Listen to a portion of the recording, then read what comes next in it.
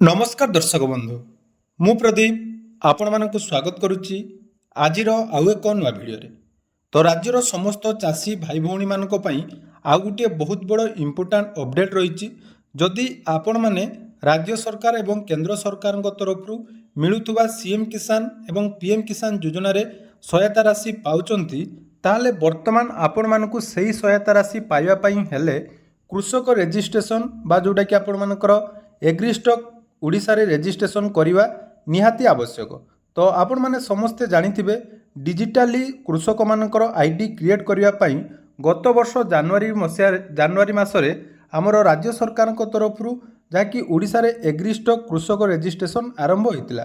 तो ये कृषक रेजिस्ट्रेशन जो माने नुआ करी करिवे से माने नुआ करी पीएम किसान पई आवेदन करिवे, कारण पीएम किसान ले जदि जणे हिताधिकारी वर्तमान जहाँकि सामिल होगापी चाहूँगी ताले वर्तमान सेमानकर एग्रीस्टॉक रेजिस्ट्रेशन निहाती दरकार होची। तेणु आपण मैंने पूर्वर भावुले जे एग्रीस्टॉक रेजिस्ट्रेशन न कले आमर तो पीएम किसान एवं सीएम किसान टंका मिलूची ताहले आपण माने वर्तमान एग्रीस्टॉक रेजिस्ट्रेशन करिवे नाही। किंतु वर्तमान जो अपडेट टी आसीची एटा आपण मानक पई गुटे मुंड व्यथार कारण हबो, कारण वर्तमान सरकार तरफ जो कृषक भाई भौणी माने पीएम किसान एवं सीएम किसान ले सामिल अछंती सेमाने कृषक रेजिस्ट्रेशन करूनाहांती ताले आगामी किस्ती सेमानक अकाउंट को आसीबो नाही। एने जाकि देखंतु आज जाकि कृषि विभाग ओडिशा तरफ गोटे इम्पोर्टाट अपडेट आसीची।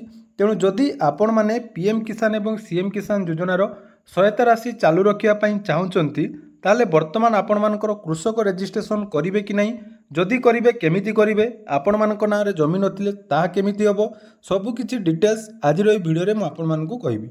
ता पूर्वरु जदि चैनल को प्रथम थर विजिट करचंती वीडियो को लाइक करिवे, चैनल को सब्सक्राइब करबा सहित पाखरे थिबा बेल आइकन को क्लिक करी ऑल ले सेट कर देबे। तो देखंतु वर्तमान जो अपडेट टी आसीची हमर कृषि विभाग ओडिसा रो ट्विटर हैंडल ले देखंतु सरकारनकर डिजिटल कृषि अधीन रे एग्रीस्टॉक कृषक पंजीकरण जारी रही। समस्त वर्गर चाषी यथा सीएम किसान पीएम किसान हिताधिकारी माने एथिरे पंजीकृत हेबा अनिवार्य अटे, अर्थात वर्तमान आपण मानकु कंपलसरी एथिरे जाकी रेजिस्ट्रेशन करिया पई पड़िबो। पूर्वरु आपण माने जानिथिबे कृषक रेजिस्ट्रेशन ले आपण मानकर सीएम किसान हिताधिकारी को सामिल करा जाउ नथिला, बा आमे भाबुतलु जे सीएम किसान जदि आमे पाउचु फार्मर रेजिस्ट्रेशन वर्तमान करिबा नहीं, किंतु वर्तमान जो अपडेट आपण मानको ए फार्मर रेजिस्ट्रेशन करिबा जोटा कि कंपलसरी करा जायछि। एवं फार्मर रेजिस्ट्रेशन जदि आपण माने करूनांती परवर्ती किस्ती जोटा कि आपण मानकर पीएम किसान एवं सीएम किसान ले आपण मानको बाद दिया जिवार बहुत सारा संभावना अछि। देखंतु कृषक रेजिस्ट्रेशन जोटा कि सरकार तरफ समस्त कृषक मानक गोटे डिजिटल आईडी प्रदान करा जाउछि एवं एथिरे रेजिस्ट्रेशन करिया पई हेले सबुठारु इम्पोर्टाट जो डॉक्यूमेंट आपण मानक नाम रे जमी थिबा आवश्यक। तेणु आपण मानक नाम रे जदि जमी नाही एवं आपण माने फार्मर रेजिस्ट्रेशन करिया पई चाहउचंती ताहले एहा वर्तमान संभव नुहे।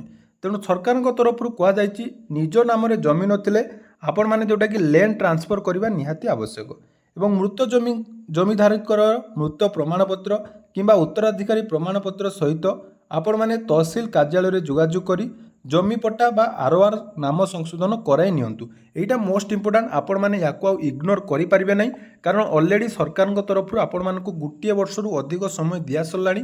तेणु एइटा वर्तमान जहाँकि आपण मानक पई इंपोर्टेंट अपडेट रहइबो।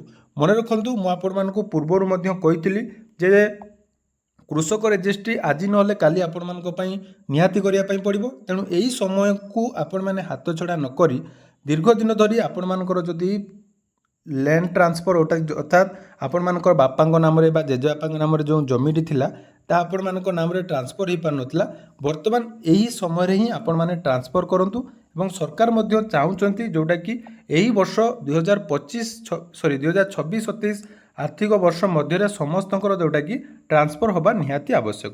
एवं आउ गोटे इंपोर्टाट कथा रही आपण माने जो ट्रांसफर करूचंती ट्रांसफर करिबा परे आपण मानकर गोटे जानिथिबे 2019 पर म्यूटेशन डेट को नहीं मध्य आपण मानकर गोटे डाउट थिला जे वर्तमान जदि आमे रेजिस्ट्रेशन करिदबु ताले आपण मानकर कोन हबो ना जो म्यूटेशन डेट चेंज हो कि ताकू नहीं देखंतु मु आपण मानक पूरा क्लियरिफाई कर दउची।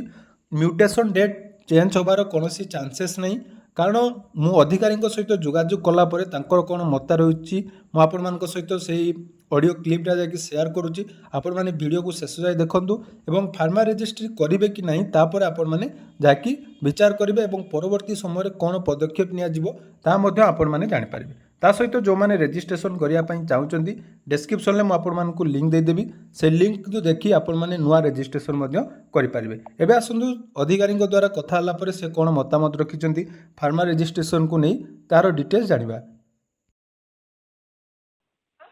ଆଜ୍ଞା मैडम जो फार्मा रजिस्ट्री विषय किसी जानवा चाहिए କୁହନ୍ତୁ କଣ ଜାଣିବେ ସେ ବିଷୟରେ? मैडम एग्जिस्ट जो फार्मा रजिस्ट्रेशन होची वर्तमान ଆଜ୍ଞା सेटा हमर पीएम किसान पई खाली दरकार अछि कि सीएम किसान भी जो माने पाउचंदी से माने करिवे? ଆଜ୍ଞା PMCM ଦୁଇଟା ପାଇଁ ହିଁ ସାର୍ ଆବଶ୍ୟକ ରହୁଛି। हाँ तो मैडम कारण आज हमर ऑफिशियली जो कृषि विभाग ओडिसा रो ट्विटर हैंडल ए अपडेट आस्थिला ଆଜ୍ଞା तो पूर्व लिखा होता केवल पीएम किसान पई करिया पई पड़िबो बाकी एबे तो सीएम किसान पई भी कंपलसरी करा जायछि। ଆଜ୍ଞା तो मैडम एटा जदि न करूचंदी ताले कोन माने पीएम किसान की सीएम किसान बंद हो जिवो कि? ଆଜ୍ଞା ତ ସାର୍ ସେଟା ଡକୁମେଣ୍ଟ ହିସାବରେ ତାର ରହୁଛି ତ ଯଦି ଆପଣଙ୍କର ସେଟା ନ କରୁଛନ୍ତି ତ ଆପଣଙ୍କର ପେମେଣ୍ଟ ଆସିବାରେ ଏଲିଜିବୁଲ ହେଇଥିଲେ ବି ସେଟା ଆପଣଙ୍କର ଦେଖେଇବ ଇନଏଲିଜିବୁଲ କି ଆପଣଙ୍କର ଏଇ ଡକୁମେଣ୍ଟଟା କ୍ଲିୟର କରିନାହାନ୍ତି ବୋଲି ଦେଖେଇବ ଆଉ କିସ୍ତି ବି ପାଇପାରିବେନି। तो मैडम आमे तो सीएम किसान पई हमर कृषक ओडिसा रजिस्ट्रेशन करिचु ଆଜ୍ଞା तो कृषक ओडिसा रजिस्ट्रेशन आमे करछु आमे तो फार्मा रजिस्ट्रेशन करिनो तो फार्मा रजिस्ट्रेशन कोन मैंडेटरी ସେଟା करा ଆଜ୍ଞା ଆଜ୍ଞା ସେଇଟା ଏବେ କରେଇ ନିଅନ୍ତୁ। ଫାର୍ମର ରେଜିଷ୍ଟ୍ରି ପାଇଁ ନିଜ ନାଁରେ ଜମି ରହିବା ଆବଶ୍ୟକ। ଯଦି ଆପଣ ହିତାଧିକାରୀ ରହୁଛନ୍ତି ତାହେଲେ ଆପଣଙ୍କ ନାଁକୁ ଜମି ଟ୍ରାନ୍ସଫର କରି କରେଇ ନେବେ ସାର୍। ना मैडम जमी तो आम ना ना कि ट्रांसफर करवाटा जोटा कि जमी पोर्टाल लिखि लिखाई जो जे आप नहीं आरआई पाखे जातु करदेवे कि तो सहज हो पार नहीं। ଆଜ୍ଞା ତ ତହସିଲରେ ସାର୍ ଅଫିସରେ ଯାଇକି ତାଙ୍କୁ ଜଣେଇବେ ଆଜ୍ଞା ସେଟା ଟିକେ ଟାଇମ୍ ଲାଗୁଛି ତ କିନ୍ତୁ ଯେହେତୁ ଆପଣଙ୍କର ସେଇଟା ମାନେ କାହା ନାଁରେ ଅଛି ଜମିଟା? जेजेबापा नाम ଜେଜେବାପା ଅଛନ୍ତି?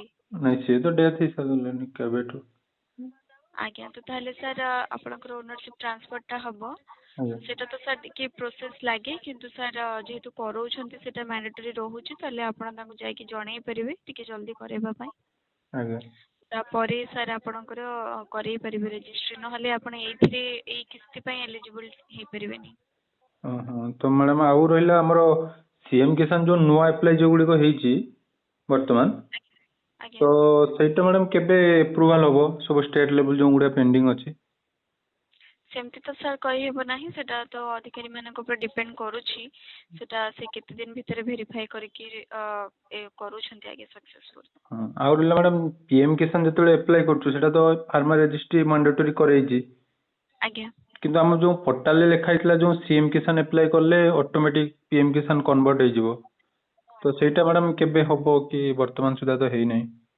ନାଇଁ ସାର୍ ସେଟା ହଉଥିଲା ମାନେ ସେଟା ଆଗରୁ ହିଁ ଆପ୍ଲାଏ କରିବା ପାଇଁ କୁହାଯାଇଥିଲା କିନ୍ତୁ ସାର୍ ଯେହେତୁ ସେଟା ହେଇପାରୁନଥିଲା ଯୋଉଟା କି କେବଳ ସିଏମ୍ କିସାନରେ କଲେ ପିଏମ୍ କିସାନ ପାଇଁ ସେଟା ଡକୁମେଣ୍ଟଟା ଭେରିଫାଇ ହଉନଥିଲା ତ ସେଥିପାଇଁ ଅଲଗା ଅଲଗା ଯୋଉଭଳି ଭାବେ କରାଯାଉଥିଲା ସେମିତି ହିଁ କରାଯାଉଛି ସିଏମ୍ କିସାନ ପାଇଁ ସିଏମ୍ କିସାନ ପୋର୍ଟାଲରେ ପିଏମ୍ କିସାନ ପାଇଁ ପିଏମ୍ କିସାନ ପୋର୍ଟାଲରେ।